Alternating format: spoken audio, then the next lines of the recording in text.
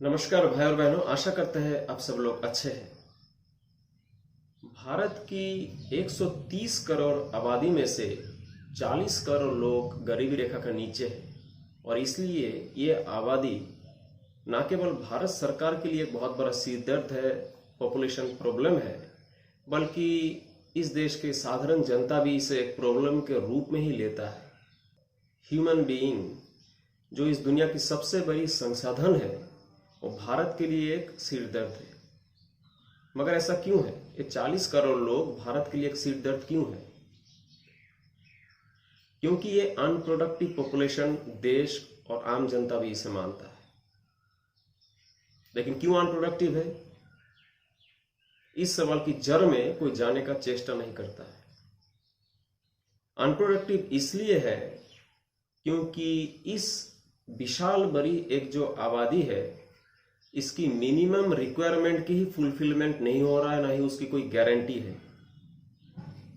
जब इंसान की सर में छत नहीं रहेगा, पेट में भोजन नहीं रहेगा, शरीर में कपड़ा नहीं, चिकित्सा नहीं, एजुकेशन नहीं, उस कंडीशन में वो इंसान एक जड़वत जानवर की तरह ही हो जाएगा। इसमें गरीब और अमीर की कोई बात नहीं है। एक साइंटिस्ट की भी ऐसी दशा कर दी जाए जो उसकी मिनिमम रिक्वायरमेंट छीन लिया जाए तो साइंटिस्ट भी एक साधारण पशु की तरह ही बिहेव करेगा। साधारण एक जनरल इंसान की तरह ही उसकी इवैल्यूएशन होगी, क्योंकि उसको मिनिमम रिक्वायरमेंट के लिए, सर्वाइवल के लिए वो स्ट्रगल करेगा। तो भारत की जो ये विशाल दुरावस्था है, जहां पे 40 करोड़ लोग भारत के लिए बहुत बड़ी संपत्ति बन सकती थी, सरकारी पॉलिसियों के गलतियों के कारण यही आबादी भारत के लिए एक सिरदर्द बना हुआ है।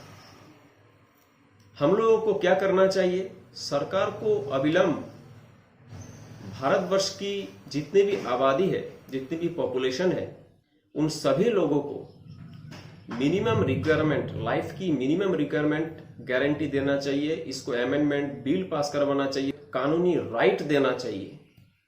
आनंद सूत्रम में बोला गया है, युगश्च सर्वनिम्न प्रयोजनम सर्वेषां विधेयम, मतलब the minimum requirements of an age should be guaranteed to all. Minimum requirement वो अगर नहीं हो तो वही आबादी दुनिया के लिए बोझ है, कहीं कहीं क्राइम का भी एक जरिया बन जाता है और अनप्रोडक्टिव पॉपुलेशन बन के समाज के सामने उभर के आता है। हाँ, ये बात जरूर है कि सरकार को तब शायद खुद अपने ही पैर में कुल्हाड़ी मारनी पड़ेगी जब वो ऐसे अमेंडमेंट बिल पास करेगा, क्योंकि सरकार आमतौर पे चुन के आता है अमीरों की पैसों पे, और अमीरों को खास तवज्जो देके उनको ही नजर में रख के सारी प्लान एंड पॉलिसी बनाया जाता है। ये अलग बात है। लेकिन चूंकि जनता सरकार को हमेशा चुनता है उसकी अपनी भलाई के लिए, देश की उन्नति के लिए, उस कंडीशन में जनता को एक होके आवाज उठा के, भले ही आंदोलन करके क्यों ना हो, इस अधिकार को सरकार से लेनी पड़ेगी कि सरकार हर इंसान को मिनिमम रिक्वायरमेंट ऑफ जो लाइफ है उसकी गारंटी दे। इंसान के रूप में जन्म लेने के बाद कोई इंसान अगर इंसान की तरह जी नहीं पाए तो वो समूचे समाज के लिए एक बहुत बड़ा कलंक का कारण है। मिनिमम रिक्वायरमेंट एक यूनिवर्सल राइट है। किसी भी देश की सरकार को सबसे पहले इसी चीज को तवज्जो देके बाकी नियम नीति निर्धारण करना चाहिए। कितनी बिल्डिंग बनाए, कितने पॉलिसी बनाए, कितने डैम बनाए, कितने रेलगाड़ियां या विमानबंदर बनाए, मतलब नहीं रखता है। मतलब रखता है कि उस देश की हर इंसान की मिनिमम रिक्वायरमेंट, उसकी लाइफ सुनिश्चित है या नहीं। सेकेंड पॉइंट है अतिरिक्तम प्रदातव्यम गुणानुपातेन, मतलब सभी लोगों को मिनिमम रिक्वायरमेंट देने के बाद जो मेरिटरियस पीपल है, जो स्पेशल एफिशिएंसी वाले लोग हैं, उन लोगों की लाइफ को अपडेट करने लायक, उन लोगों के लाइफ को एक्स्ट्रा एमिनिटी प्रदान करने के लिए हम लोगों को जो सरप्लस रिसोर्स रहेगा उसको प्रोपोर्शनेटली डिस्ट्रीब्यूट करने पड़ेंगे। इसका मतलब है the surplus wealth should be distributed among meritorious people according to the degree of their merit.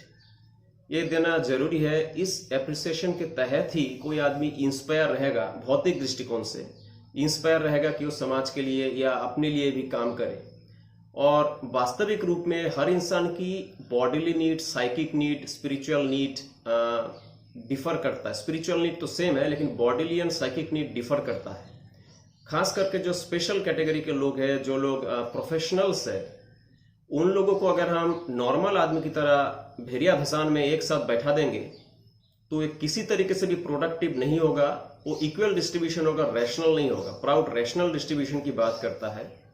साम्यवाद के साथ, कम्युनिज्म के साथ प्राउड की एक बहुत बड़ी डिफरेंस ये है कि साम्यवाद जहाँ पे इक्वल डिस्ट्रीब्यूशन की बात करता है, जो पॉसिबल भी नहीं है, प्राउड वहाँ पे रैशनल डिस्ट्रीब्यूशन की बात करता है, जो 100% पॉसिबल है।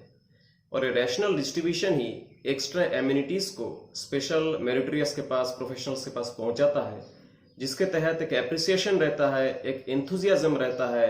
इस जो ह्यूमन सिविलाइजेशन की जो प्रोग्रेस है, इस प्रोग्रेस को और प्रोग्रेस की रेट को हमेशा एक्सेलरेट रखने के लिए इस बात को हमें कभी नहीं भूलना चाहिए। दूसरी चीज, साम्यवाद जहाँ पे स्पिरिचुअलिटी में, आध्यात्म में बिलीव ही नहीं करता, इंसान को बीस्ट बनाता है, वहां पे प्राउड कहता है कि स्पिरिचुअलिटी, आध्यात्म या धर्म मनुष्य के जीवन की ही नहीं, पूरे सामाजिक, मनुष्य जीवन की, इंडिविजुअल एवं सामाजिक जीवन की बेस है। धर्म के ऊपर डिपेंड करके ही हमें सभी पॉलिसी बनाना चाहिए, तो ही एक्चुअली ह्यूमैनिटेरियन जो वैल्यूज है, कार्डिनल वैल्यूज है, वो सोसाइटी में हम लोग मेंटेन कर पाएंगे। तीसरा पॉइंट है सर्वनिम्न मानवर्धनम समाज जीव लक्षणम, मतलब increasing the minimum standard of living of the people is the indication of the vitality of society। सही है, क्योंकि अगर मिनिमम स्टैंडर्ड जो है वो अगर वैसा ही रह जाए और उसकी अगर स्टैंडर्डाइजेशन नहीं हो, उसकी अगर अपलिफ्टमेंट नहीं हो, उसमें अगर एनहेंसमेंट नहीं हो, तो भी समाज स्टैग्नेट कर जाएगा। प्लस जो मेरिटरियस पीपल है उनको जो स्पेशल एम्यूनिटीज मिल रही है, प्लस जो सर्वनिम्न स्तर के जो लोग हैं उनको जो मिनिमम रिक्वायरमेंट मिल जा रहा है, उसको भी एम्यूनिटी धीरे धीरे बढ़ानी पड़ेगी। छोटा सा एग्जांपल, जैसे ट्रेन में लोग सफर कर रहे हैं, एसी में क्या होता है कि एसी में भोजन भी मिल जाते हैं, एसी फर्स्ट क्लास में, लेकिन जो स्लीपर क्लास है वहां पे कुछ नहीं मिलता है। वहां पे ऐसा हो सकता है कि चाय डिस्ट्रीब्यूट किया जाए, जो मिनिमम रिक्वायरमेंट है उसके ऊपर एक्स्ट्रा एम्यूनिटी के तहत डिपार्टमेंट चाय दिया। कोई भी प्रोफेशन में जो सर्विस प्रोवाइड की जा रही है उसके साथ एडेड बेनिफिट, एडेड फैसिलिटी देना पड़ेगा, उसी को एक्स्ट्रा एम्यूनिटी हम लोग बोलेंगे। और इसकी जो गैप है, जो मिनिमम लेवल के जो लोअर लेवल के जो जनता है, लोअर लेवल मतलब in the terms of economic stability, और साधारण जनता जो जिसको हम लोग कहते हैं, उनके साथ जो एक्स्ट्रा हाई प्रोफाइल लोग हैं उनके बीच जो एक गैप है एम्यूनिटीज की, एक जो डिफरेंस है, वो धीरे धीरे कम करके हम लोगों को नजदीक लाना पड़ेगा। फ्यूचर में जाके वो जो एम्यूनिटी है भौतिक संसाधनों से हटके हो सकता है साइकिक संसाधनों में बदल जाए, दूसरी टाइप की सुविधा में बदल जाए, जिससे साधारणतः हम लोग को भौतिक संसाधनों की कमी या ज्यादा से विशेष कोई फर्क नहीं पड़ेगा, क्योंकि तब तक लोगों की एक स्टैंडर्ड ऑफ लिविंग इतनी हाई हो चुकी होगी कि उसके बाद लोगों को लाइवलीहुड के लिए सोचना ही नहीं पड़ेगा। तो प्राउड इन विशेष चीजों में विशेष ध्यान देता है। अब बात यह है कि जो सरकार अगर कानून बनाएगा मिनिमम रिक्वायरमेंट को फुलफिलमेंट करने की, तो ही यह संभव है कि हर आदमी की लाइफ की एश्योरेंस सरकार दे। लेकिन सरकार के पास भी संसाधनों की बहुत कमी है, जिसके कारण सरकार शॉर्टेज ऑफ फंड दिखा के भारत की सारी संपत्तियों को एफडीआई के तहत या प्राइवेटाइजेशन के तहत प्राइवेट सेक्टरों में विलय करने की चेष्टा कर रहा है, बहुत सारा चीज कर भी दिया है।